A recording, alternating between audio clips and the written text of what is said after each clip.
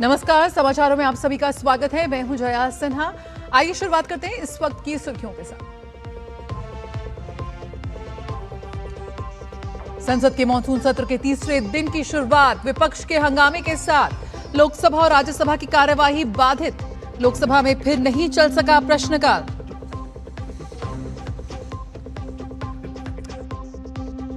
Manila में quad विदेश मंत्रियों की बैठक। भारत, ऑस्ट्रेलिया, जापान और अमेरिका के विदेश मंत्रियों ने हिस्सा लिया। हिंद प्रशांत को मजबूत करने की जताई प्रतिबद्धता।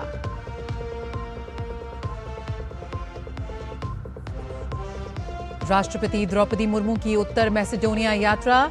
स्कॉपिये म्यूजियम में गांधी जी की मूर्ति का करेंगी उद्घाटन। उत्तर मैसेडोनिया में संसद को किया संबोधित। बढ़ते द्विपक्षीय संबंधों को और मजबूत करने पर दिया जोर।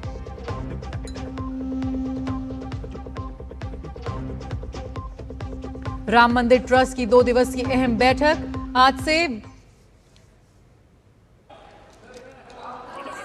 सर, लास्ट 2-3 आप बोलना चाहते हैं, आप बोलना चाहते हैं। लास्ट सर, बैठो। the entire nation is paining now.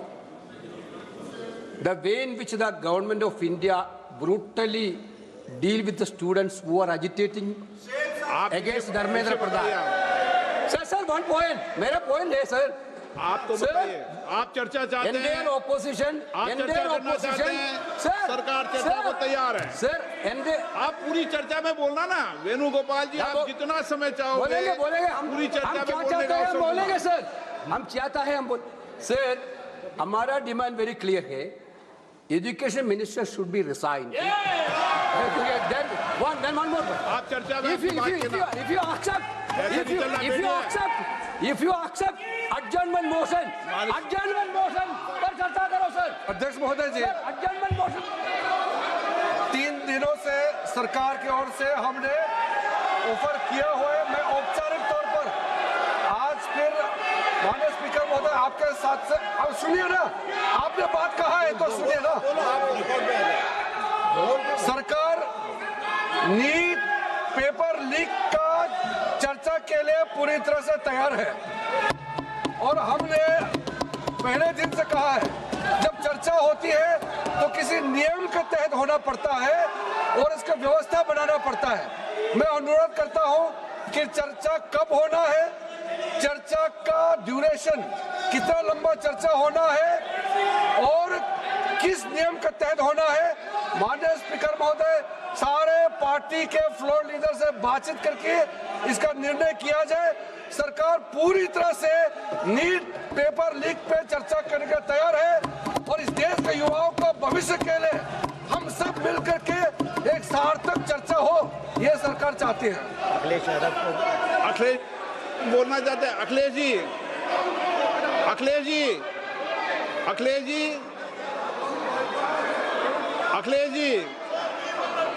महोदय, अध्यक्ष महोदय, ये अध्यक्ष महोदय, आपको नहीं बोलने दे रहे। अध्यक्ष महोदय, अखिलेश जी, आपको नहीं बोलने दे रहे। ये मुद्दा कांग्रेस, समाजवादी पार्टी, बीजेपी का नहीं है। ये मुद्दा युवाओं और छात्र नौजवानों का है। तो आपने इनको बुलवा दिया, क्या समझौता कर लिया आपने? क्या आपने क्यों नहीं बोलने दिया हमें? अध्यक्ष आपको मैंने बोलने के लिए कहा। 1 मिनट प्लीज।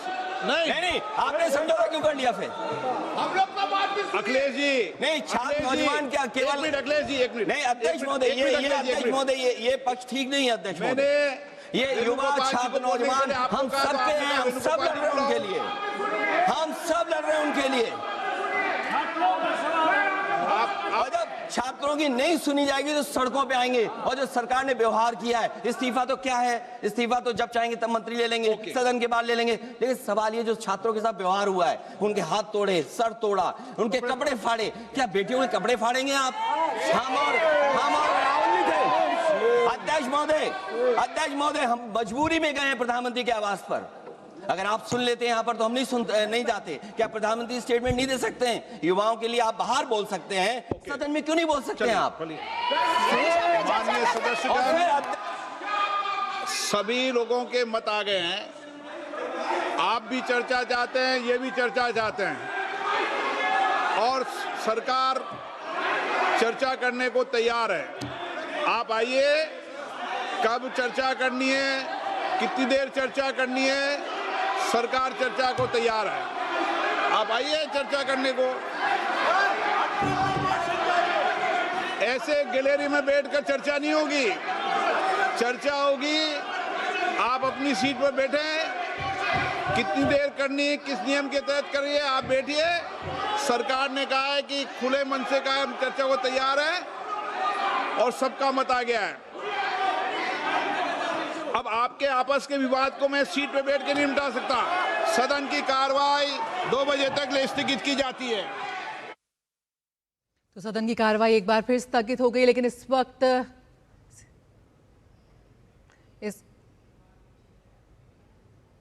मानसी सुराज इस वक्त क्या कुछ कह रही हैं, आइए सुनते हैं। सीबीआई ने एक एसआईटी का गठन करा और एक नहीं, दो नहीं, बल्कि 13 आरोपियों को अरेस्ट करा। वो आज भी हिरासत में हैं। They are still behind bars. इसी के साथ साथ मैं आपको आश्वासन देना चाहती हूं कि मोदी सरकार ने बहुत ही जिम्मेदाराना रवैया निभाते हुए कोर्ट से ये भी प्रार्थना करी है कि इसका trial day to day basis पे सुनवाई हो उसकी, और आरोपियों को कड़ी से कड़ी सजा भी हो और जल्द से जल्द सजा हो, ताकि स्टूडेंट्स को न्याय मिल पाए। दूसरी बात, बच्चों का भविष्य सुरक्षित करने के लिए तुरंत नीट का री एग्जामिनेशन करना बहुत ज़्यादा ज़रूरी था। आप सब जानते हैं कि नीट जैसा एग्ज़ाम जिसमें 20 से 22 लाख कैंडिडेट्स अपीयर होते हैं, उसकी तैयारी में 6 महीने लगते हैं। लेकिन आपको मैं आश्वस्त करना चाहती हूँ, मात्र 37 डेज में नीट का री एग्जामिनेशन किया गया और रिजल्ट भी मात्र 25 दिन में आप सभी के सामने ला खड़ा कर दिया गया।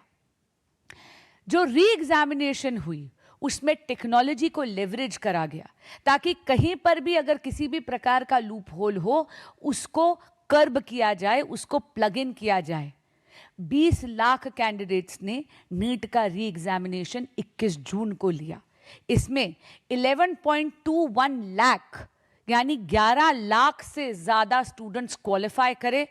और आपको बताते हुए इस बात की मुझे संतोष भी है और खुशी भी है, 58% कैंडिडेट्स जो क्वालिफाई करे वो महिलाएं थीं।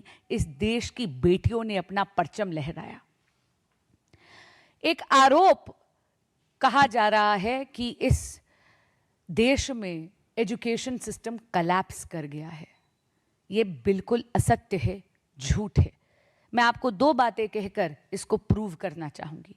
सबसे पहली बात, इस प्रकार की लीकेज अगली बार ना हो, इस प्रकार का कॉम्प्रोमाइज अगली बार ना हो, इसलिए पूरे अथक प्रयास कर रही है सरकार ये सुनिश्चित करने के लिए कि नीट का एग्जाम अगली बार computer based technology and computer based testing की तरफ बढ़े। दूसरी तरफ सारा का सारा टेक्नोलॉजी, चाहे वो आर्टिफिशियल इंटेलिजेंस हो, चाहे वो सर्वेलेंस कैमरास हो, इन सबको लेवरेज कर कर ऐसी गलती दोबारा ना हो, इसको सुनिश्चित किया जा रहा है।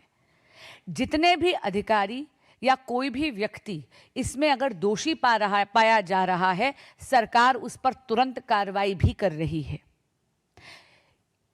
आप ये भी जानते हैं कि पिछले 3 महीने में केंद्र सरकार यानी एनटीए ने 1 नहीं 2 नहीं बल्कि 3 परीक्षाएं करवाई हैं नेशनल लेवल की। जेईई इंजीनियर्स के लिए करी गई, जहां पर अप्रॉक्सीमेटली 15 लाख स्टूडेंट्स अपेयर हुए।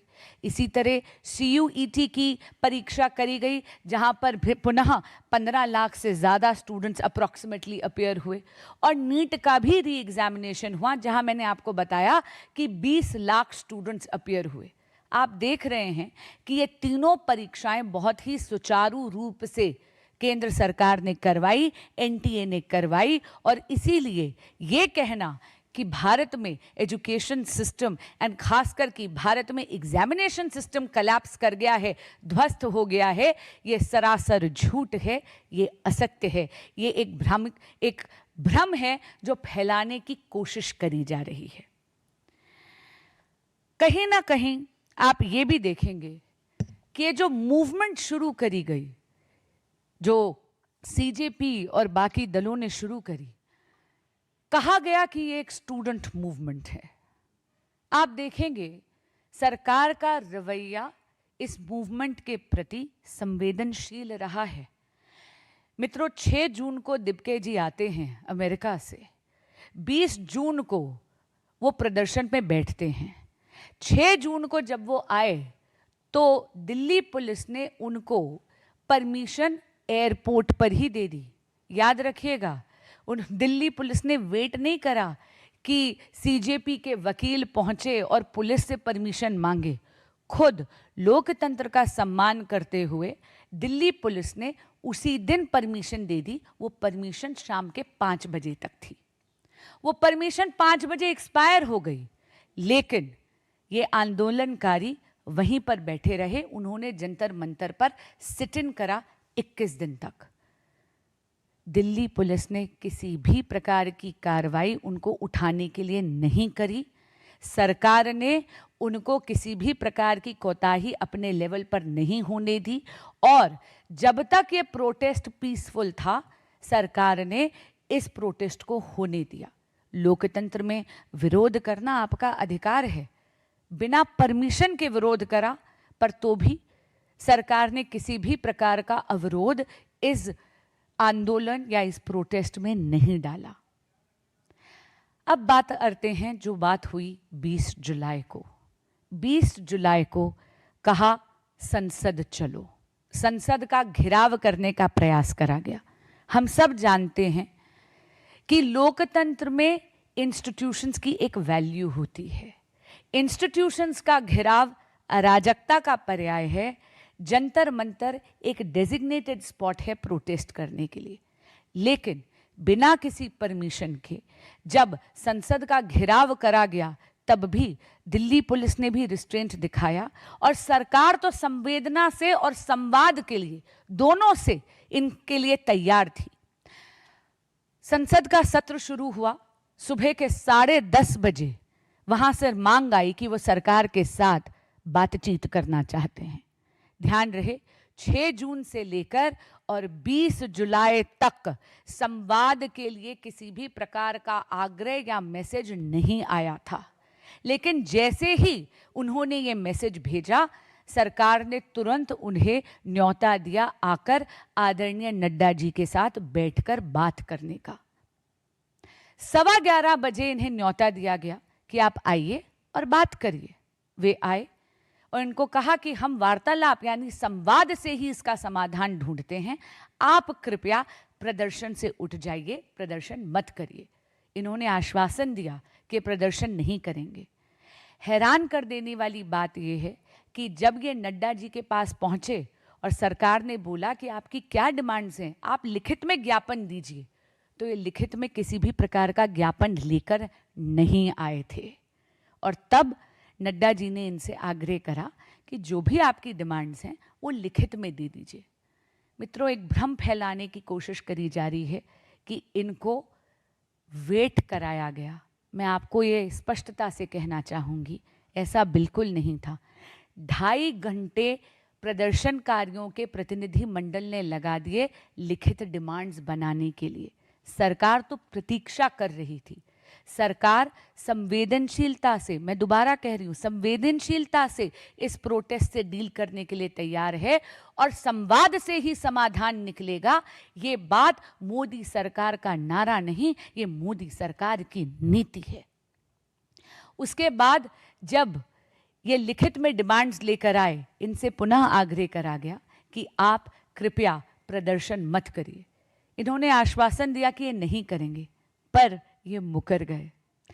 हैरान कर देने वाली बात है कि इन्होंने जब प्रदर्शन शुरू हुआ तो 1 नहीं 2 नहीं अनगिनत तरह के फॉल्स नैरेटिव शुरू कर दिए। इन्होंने अलग अलग प्रकार की फेक न्यूज़ फैलाने की कोशिश करी। मैं चंद उदाहरण आपके समक्ष रखना चाहती हूँ। सोशल मीडिया पे ये भ्रम फैलाया गया कि वांगचुक जी की जो धर्मपत्नी है माननीय गीतांजलि जी, कि उनके साथ दुर्व्यवहार हुआ, उनके बालों को पकड़कर उनको घसीटा गया। फैक्ट चेक करा गया, ये बात असत्य है, झूठ है, गीतांजलि जी के साथ ऐसा कोई दुर्व्यवहार नहीं हुआ।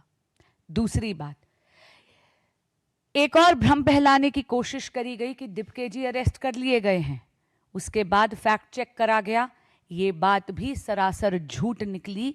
दिपके जी कभी अरेस्ट नहीं करे गए, बल्कि वो तो स्वयं जाके ट्रक में बैठ गए थे और खुद इन्हीं के प्रतिनिधि मंडल को सोशल मीडिया से अपना वो पोस्ट रिट्रैक्ट करना पड़ा। तीसरी बात, ये कहा गया कि एक 12 वर्ष की बच्ची को चोट लगी है, कि उसको हेड इंजरी हुई है। ये भी सरासर असत्य निकला, झूठ निकला। एक तरीके से एक फॉल्स नैरेटिव सोशल मीडिया पे एक सोची समझी शायद साजिश के तहत चलाने का एक प्रयास करा जा रहा था कि वो आंदोलनकारियों को भड़काएं। यही नहीं, ये भी कह दिया गया कि स्टेज हटा दिया गया है। फैक्ट चेक करा गया, स्टेज बिल्कुल भी नहीं हटाया गया है। हम सब ने मीडिया की वो रिपोर्ट्स देखी हैं, 118 पुलिस कर्मियों को चोट लगी है। आपके माध्यम से मैं ये कहना चाहती हूँ कि पुलिस कर्मियों को जिनको चोट लगी है वो भी आंदोलनकारियों की तरह ही इस देश के बेटे और बेटियां हैं, इसी माँ भारती की संतान हैं। हमें उनके प्रति भी वही संवेदना रखनी है जो कि आंदोलनकारियों के प्रति रखनी है। और इसीलिए दिल्ली पुलिस ने अब एक जांच बिठाई है। किसी भी प्रकार की यदि कोई इंसिडेंट हुआ है उस पर दिल्ली पुलिस और सरकार उसका संज्ञान ले रही है और जांच कर रही है। यही नहीं, उन्होंने तो लोगों को ये भी कहा है कि अगर आपके पास कोई वीडियो है या किसी प्रकार की एविडेंस है, कृपया दिल्ली पुलिस को आप दीजिए। पर हैरान कर देने वाली बात ये है मित्रों कि एक तरफ तो ये कहा गया कि ये स्टूडेंट्स की मूवमेंट है, लेकिन आप देख रहे हैं कि किस तरह इस मूवमेंट पे राजनीतिकरण हो रहा है। राजनीतिक रोटियां सेकने का एक काम कर रही हैं विपक्षी दल, और विपक्षी दल भी संगठित नहीं है। आपने कल देखा कि किस तरह माननीय नेता प्रतिपक्ष राहुल गांधी जी जाकर जंतर मंतर में नहीं बल्कि प्रधानमंत्री जी के आवास का घेराव कर कर बैठ गए। हम सब जानते हैं कि प्रधानमंत्री जी का जो आवास है वो बहुत ही हाई सिक्योरिटी पॉइंट है। राहुल जी को तो स्वयं ये बात पता होनी चाहिए। अरे भाई, प्रधानमंत्री आवास में तो उनका खुद का बचपन बीता है, इन बातों से वो तो अनभिज्ञ नहीं है। उन्होंने ये कहा कि यदि सरकार सदन में चर्चा करने के लिए तैयार है तो हम उठ जाएंगे। आपने देखा कि तुरंत, क्योंकि संवाद से समाधान मोदी सरकार की नीति है, माननीय केंद्रीय राज्य मंत्री जितेंद्र सिंह जी वहां पर पहुंचे और उन्होंने राहुल जी से संवाद करने का प्रयास करा, लेकिन नेता प्रतिपक्ष अपनी बात से मुकर गए। आज 193 का नोटिस दिया गया है पार्लियामेंट में। मैंने भी नोटिस दिया है कि नीट एग्जामिनेशन पे एक खुले तरीके से एक चर्चा हो, सदन में जो भी बातें हैं वो देश के माध्यम से रखी जाएं, क्योंकि मोदी सरकार के पास छुपाने के लिए कुछ नहीं है। हम तो कमिटेड हैं, प्रतिबद्ध हैं स्टूडेंट वेलफेयर के लिए, और हम इस देश के बच्चों को जवाबदेही के लिए तैयार हैं। लेकिन ऐसा लगता है कि विपक्ष अपने उत्तरदायित्व से भी मुंह मोड़ रहा है। आप देख रहे हैं कि चर्चा का नोटिस 193 में ट्रेजरी बेंच के एमपीज ने दिया, विपक्ष ने कभी ये चर्चा नहीं मांगी। कल भी जब सदन में खड़े हुए नेता प्रतिपक्ष, कोई फॉर्मल नोटिस उन्होंने नहीं दिया, बस मुंह जबानी एक आग्रह कर दिया, एक स्लिप पे एक लाइन, एक सेंटेंस लिख के दे दी। संसद नियमों से चलता है, संसद किसी की विम्स एंड फैंसीज से नहीं चलता। इसीलिए कल आप जानते हैं, क्योंकि सेंसिटिव एरिया है, वहां से राहुल जी से आग्रह कर कर उन्हें वहां से हट जाने के लिए बोला गया। उनके पास तो सदन का मीडियम है, सदन का माध्यम है, वहां पर आकर अपनी बात पूरे के पूरे देश के समक्ष रखने का। लेकिन क्या करें, ये विपक्ष की भूमिका नहीं निभाना चाहते, ये केवल उपद्रव करना चाहते हैं। एक और हैरान कर देने वाली बात, कल आप देख रहे हैं कि विपक्ष ही संगठित नहीं है। एक क्रेडिट की गेम, श्रेय लेने की एक ब्लेम गेम शुरू हो गई विपक्षी दलों में, मेरा आंदोलन वर्सेस तेरा आंदोलन। ये बात मुझे लगता है इसी बात का को परिलक्षित करता है कि कहीं ना कहीं ये आंदोलन और ये मूवमेंट स्टूडेंट्स के हितों की बात नहीं कर रहा, ये तो केवल राजनीतिक अवसरवाद यानी पॉलिटिकल अपॉर्चुनिज्म का एग्जाम्पल है। मैं आप सभी के माध्यम से इस देश के बच्चों को, स्टूडेंट कम्युनिटी को ये कहना चाहूँगी, आप बहुत समझदार हैं, सत्य आपसे छुपा नहीं रहेगा। मैं आपके माध्यम से इस देश के बच्चों को, स्टूडेंट्स को कहना चाहूँगी और आह्वान करना चाहूँगी, मेरे देश का युवा अराजकता का औजार नहीं है, मेरे देश का युवा भारत का राष्ट्र निर्माता है। धन्यवाद। कोई भी प्रकार के यदि प्रश्न हो तो मैं लेने के लिए तैयार हूँ।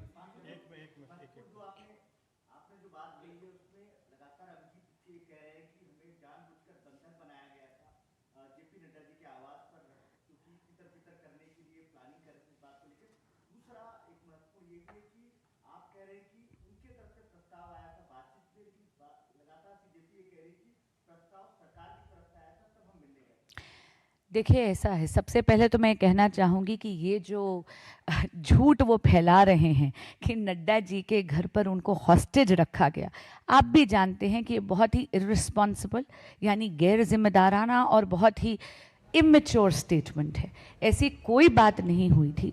लोकतंत्र में आपको लगता है कि एक डेमोक्रेटिकली इलेक्टेड गवर्नमेंट के रिप्रेजेंटेटिव किसी को हॉस्टेज रखेंगे? देखिए, ये कुछ नहीं है, सोशल मीडिया पे ट्रैक्शन के लिए एक भ्रम फैलाया जा रहा है। मैं पुनः आपसे कह रही हूँ, बिना किसी रिटर्न ज्ञापन के ये मिलने चले आए। 10:30 बजे जब इन्होंने मांग रखी, 11:15 बजे का इन्हें समय दे दिया गया। सरकार तुरंत इनसे संवाद करने के लिए तैयार हो गई।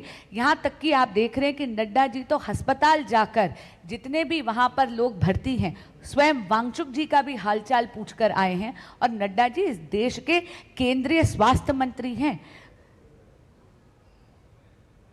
देख रहे थे इस वक्त भाजपा की प्रेस वार्ता, जिसमें उन्होंने कहा कि सरकार लगातार बेहद संवेदनशील तरीके से इस पूरे मुद्दे को सुलझा रही है। और हमने तस्वीरें देखी संसद से भी, जहां एक बार फिर ये बात कही गई कि सरकार इस पूरे मामले पर, नीट मामले पर चर्चा के लिए तैयार है।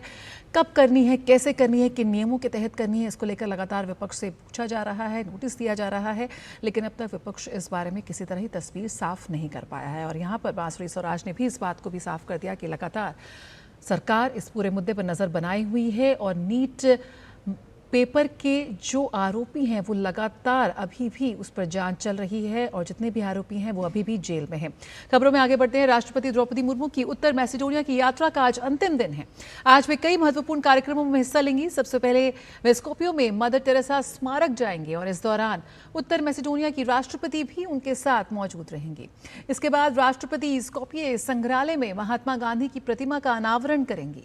इस कार्यक्रम में उत्तर मैसेडोनिया की राष्ट्रपति और स्कोपिये के महापौर भी शामिल होंगे। बाद में राष्ट्रपति ओहरिड झील का दौरा करेंगे।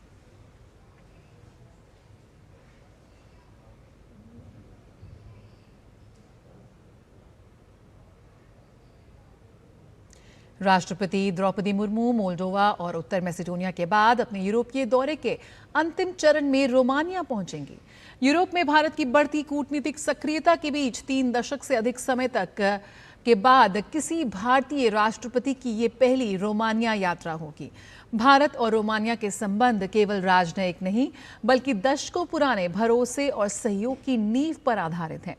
बदलते वैश्विक परिदृश्य में दोनों देश अब अपनी साझेदारी को नए आयाम देने की दिशा में आगे बढ़ रहे हैं। राष्ट्रपति द्रौपदी मुर्मू रोमानिया के राष्ट्रपति निकोशोर दान के साथ शिष्टाचार भेंट और द्विपक्षीय वार्ता करेंगी। बैठक में व्यापार और निवेश बढ़ाने, सूचना प्रौद्योगिकी, शिक्षा, ऊर्जा, रक्षा सहयोग, डिजिटल नवाचार कौशल विकास और लोगों के बीच संपर्क को मजबूत बनाने जैसे विषयों पर चर्चा होने की उम्मीद है। दोनों नेता क्षेत्रीय और वैश्विक मुद्दों पर भी विचारों का आदान प्रदान करेंगे। खबरों का सिलसिला जारी रहेगा डीडी न्यूज पर, लेकिन फिलहाल इस बुलेटिन में इतना ही। नमस्कार।